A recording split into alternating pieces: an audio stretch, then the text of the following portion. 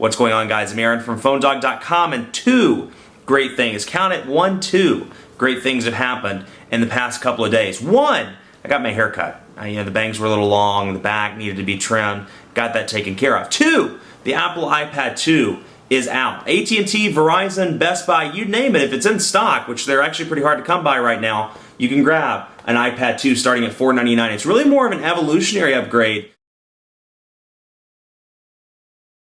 Quick jump into Maps, and I'll show you what that looks like on the actual tablet. No huge changes here between iOS on the phone and then iOS and the past iPad. But you can see typical search and directions up here. If you want directions, you can tap on that. Just again making or taking advantage of the bigger screen. You can see I have Charlotte pulled up, pinch to zoom, very responsive across the board. And then you have the options to go here, and you can choose satellite, hybrid, terrain. You can see the traffic overlays if you want to. You can drop a pin anywhere on the map and drop it down if you want to. Actually, I need to select it before we do that. Well, tap and hold it. We'll move it around somewhere. We'll put it right there, for example. And it landed on Parnell Street. So get the idea. Map's very similar there. Portrait or in landscape mode. Let's take a look at the browser because, again, magical and revolutionary when it launched. But you look at a browser like the Chrome-based browser that's on the Motorola XOOM, and it really gives this a run for its money. And in my opinion, and Apple fans, you're going to hate me when I say this. I think this is great. I still think there's a huge market, obviously, for Apple's devices. But at least on the browser front, I think they've fallen behind to the Honeycomb browser. I think the Honeycomb browser that's based on Chrome is a little bit better than the one on here. That said, this one's still exceptionally user-friendly, which is going to be the winner long-term, the user-friendliness, if you will.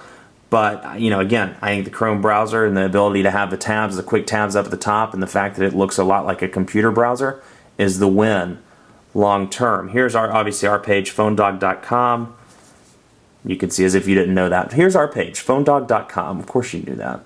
Silly, Aaron. But you can see pinch to zoom, very fast, little to no lag whatsoever, even with the advertisements running. It is running HTML5, so the advertisements are there. You can see. Bring it over to the Sidekick info. And the one thing I like about these devices, even at maximum zoom, it's still very easy to read there, and then it's usually pretty easy to read here. Yep, no issues whatsoever. Go down and scroll in on our pictures. You can see, very easy to see those. No lag whatsoever. A little bit of checkerboarding, but beyond that, no issues. Now you have your browser options here, just like you do. Let's open up a new page, for example, and let's say we want to go back to PhoneDog. And just like you do on the iPhone, same options, just in different places on the screen to take advantage of the real estate or the screen real estate. Here are your bookmarks. Go into add a home. We can add home pages. Well, we go to bookmarks bar. We could go to Apple's page if we wanted to and see that. What do you know? iPad 2.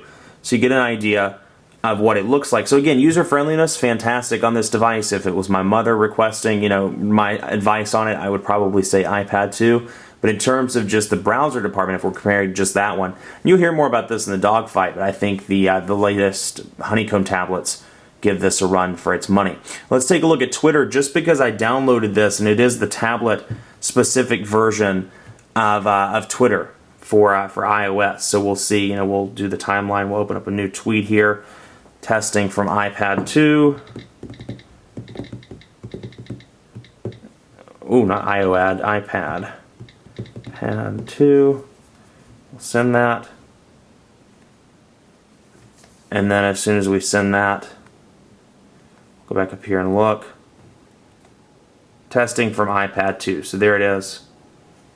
And it's ready to go. So you can see profile information. Again, you can see it's optimized for the screen. So if I click on mine, it brings up all of my information, my bio, my location, followers, follower count, following count, and more information there. So I can scroll it over like that or scroll it back. So very easy, very simple. As always, iTunes pre-installed on this device, so you can download your music directly once you have your Apple ID logged in directly to the iPad from the iTunes server. So you can download movies, download tunes. It's this ecosystem that really makes iOS devices as fantastic as they are. I mean, you look at this, there really is no other alternative on Android, versus I go in here 5 minutes, I register, click it or log in with iTunes, sync it to iTunes, and then I'm good to go. I can be anywhere in the United States as long as I have a Wi-Fi connection, or in Verizon or AT&T's case, a network connection, and I can download music, download movies, download whatever from the device. So it's, the ecosystem there, absolutely fantastic,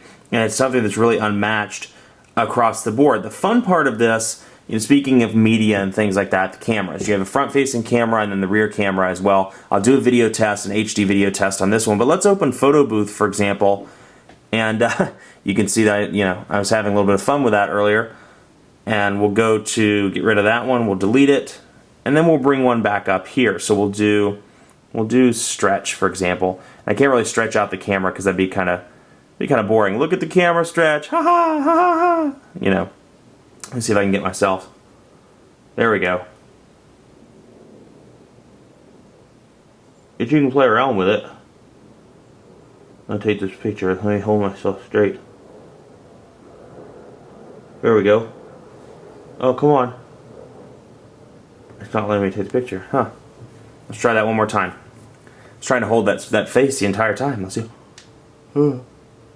Ha. Hoo-ha. There we go.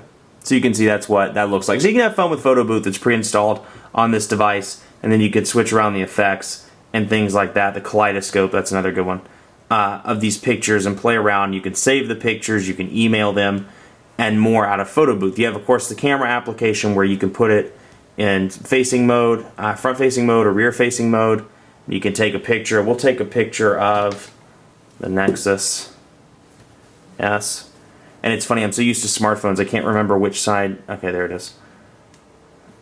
So we'll take a picture of the Nexus. It's so odd taking a picture with a tablet. Maybe it's just me, maybe I'm not used to it, but it's so odd. It's so big. Let's see here. Okay, so there we go. Get an idea of what the pictures look like. I mean, picture quality, absolutely terrible, but hey, we asked for cameras. Apple gave us cameras. They're just not the best in the world. FaceTime, I haven't been able to test it yet, but from what I've been told by people that have these, the FaceTime quality is decent, but again, the camera is a VGA camera, so don't expect, awesome video quality combined by the fact that it's transmitting via Wi-Fi. So, don't expect anything amazing, and even in this, I took this with the front-facing camera, and you can see the light coming into the window. You can't really notice that there. It's kind of like a blue tint. It's kind of screwing up my hair there, so you can see. Don't you mess with that Chuck Norris hair, son. Don't you mess with it. But you can see, the differences there on a lower resolution camera versus a high resolution camera. FaceTime pre-installed anyway. Settings are here, and you can see what that looks like in portrait and in landscape mode as well. Much more coverage to come on the Apple iPad 2 on PhoneDog.com. Be prepared because it's going to be a dogfight. Woof woof. Between the Apple iPad 2 and the Motorola XOOM tablet as well. Honeycomb iOS. Smaller tablet versus a little bigger but thinner tablet. I can't think of any more, versus. But you get the idea. A dogfight coming soon and much more coverage on the iPad 2. Speaking of iPad 2s, be sure to like us on Facebook. Facebook.com/PhoneDog. We're kicking off a contest today. It's the Colossal iPad 2 and Smartphone Sweepstakes. Facebook.com/PhoneDog. All you have to do is like us. Enter you via our application on Facebook. Facebook.com/PhoneDog. Follow me on Twitter as well for more information on that, the iPad 2, and all things mobile. PhoneDog_Aaron. Thanks so much for watching. As always, we'll see you next time. See those eyes? That's what he's saying. See you next time.